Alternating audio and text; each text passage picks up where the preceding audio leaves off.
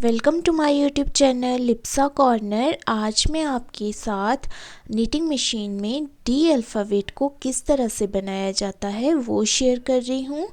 इसको बनाना बहुत ही इजी है और इसको आप किसी भी प्रोजेक्ट में यूज़ कर सकते हैं।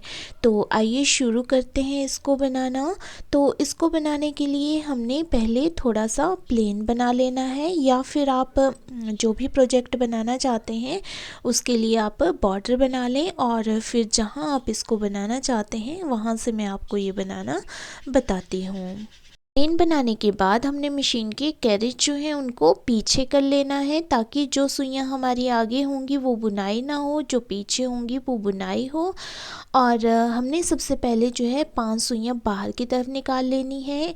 इनको यहाँ दूसरे कलर, मैं जो कि वाइट कलर यूज़ कर रही हूँ, उसके साथ बुनाई कर लेना है।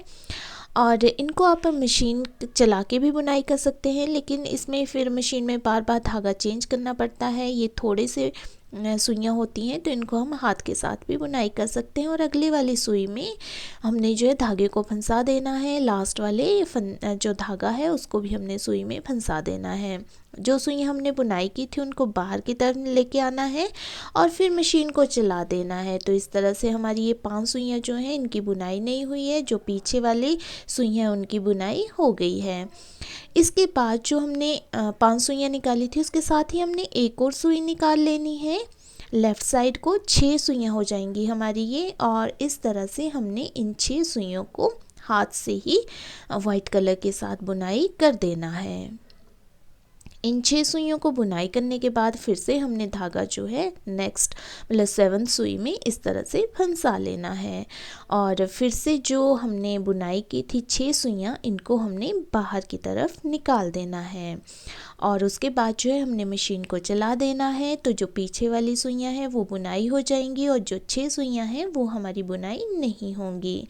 इसके बाद फिर से हमने यहाँ धागा फंसा लेना है और उसके बाद जो है अगले वाली सुई को इस तरह से हाथ से ही बुनाई कर लेना है। उससे अगली वाली सुई को भी हाथ से बुनाई कर लेना है। उसके बाद हमने आगे 3 सुइयाँ छोड़ देनी है और अगली जो 4th सुई है उसको बुनाई कर देना है। साथ ही हमने उससे आगे एक और सुई बाहर निकाल के इसको भी हाथ से बुनाई कर देना है और इन सुइयों को हमने बाहर की तरफ निकाल देना है जो हमने हाथ से बुनाई की है। और जो सुइयां हमने हाथ से बुनाई नहीं की हैं, जैसे कि ये 3 बीच वाली, इनको हमने पीछे कर देना है। और साथ ही जो हमारी ये लास्ट वाली सुई है वहाँ हमने धागे को फंसा देना है। धागे को हम इसीलिए फंसाते हैं ताकि यहाँ जो है छेद ना पड़े धागे का। मशीन को चला देना है। ये हमारी 2-2 सुइयाँ जो हैं बुनाई नहीं हुई हैं, इन सुइयों को हमने फिर से आगे इस तरह से बुनाई कर देना है, बाहर निकाल देना है। और ये हमारी 4th लाइन है, तो इसको हमने इसी तरह से आगे 8th लाइन तक दोहराना है और धागे को भी हमने आगे जो है सुई में फंसाते जाना है।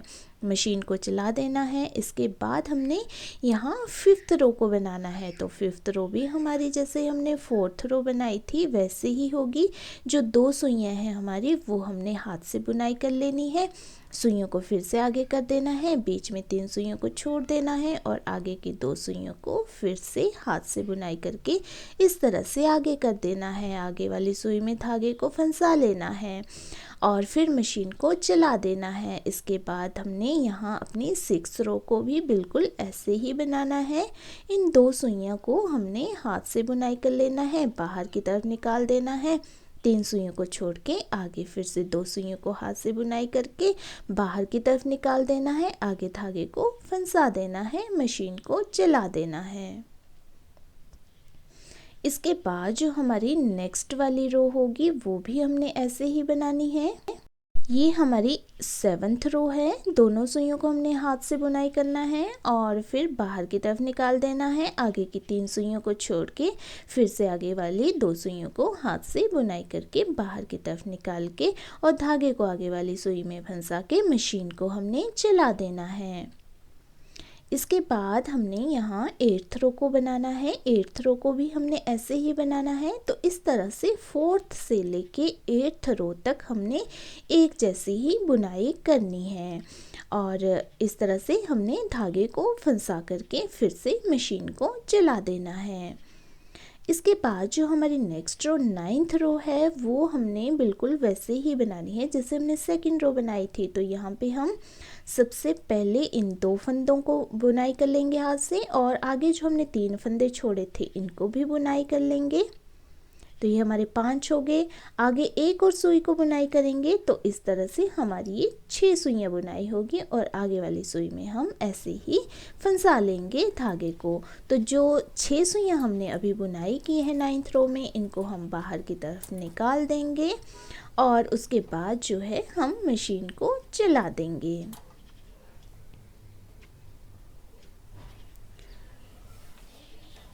इस मशीन को चलाने के बाद जो है हमारी जो नेक्स्ट वाली रो है 10th रो, वो हमारी लास्ट रो है और वो हमारी बिल्कुल फर्स्ट रो की तरह बनेगी। तो जैसे कि हमने फर्स्ट रो में ये लास्ट वाला जो नीडल है इसको हमने छोड़ देना है, यहाँ हमने धागे को फंसाना है और आगे की जो 5 नीडल्स हैं उनको हमने ऐसे ही हाथ से बुनाई कर लेना है। तो फर्स्ट रो में भी हमने 5 नीडल्स को सबसे पहले हाथ से बुनाई किया था और यहाँ लास्ट रो में भी हम 5 नीडल्स को हाथ से बुनाई करेंगे और जो लास्ट वाली नीडल है उसमें धागे को फिर से हम यहाँ फंसा लेंगे और जो 5 नीडल्स हमने बुनाई की हैं उनको हम बाहर की तरफ निकाल लेंगे।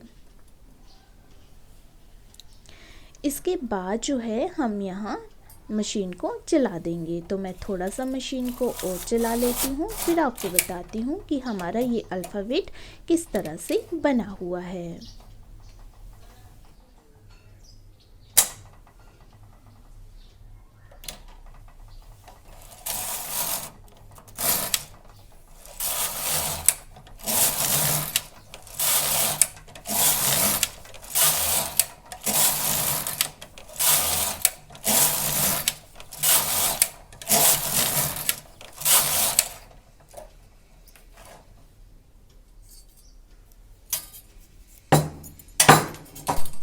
तो प्लेन बुनाई करने के बाद जो है हमारा ये अल्फ़ाबेट जो है सीधी साइड से कुछ इस तरह से दिखता है। तो आपने देख लिया कि इस डी अल्फ़ाबेट को बनाना कितना इजी है और बहुत ही आसानी से ये बनकर तैयार हो जाता है। ऐसे ही मैंने आपको ए बी सी और डी अल्फ़ाबेट बता दिए हैं। नेक्स्ट अल्फ़ाबेट मैं नेक्स्ट वीडियो में बताऊंगी और उम्मीद करती हूँ कि आपको ये मेरी अल्फ़ाबेट सीरीज़ पसंद आ रही होगी। तो मेरी इसी तरह की वीडियोस देखने के लिए अगर आपने मेरे चैनल को सब्सक्राइब नहीं किया है तो सब्सक्राइब कर दीजिए। वीडियो पसंद आए तो वीडियो को लाइक और शेयर कर दीजिए और मेरी वीडियो सबसे पहले देखने के लिए नोटिफिकेशन बटन पर भी क्लिक कर दीजिए और वीडियो में बने रहने के लिए आपका बहुत बहुत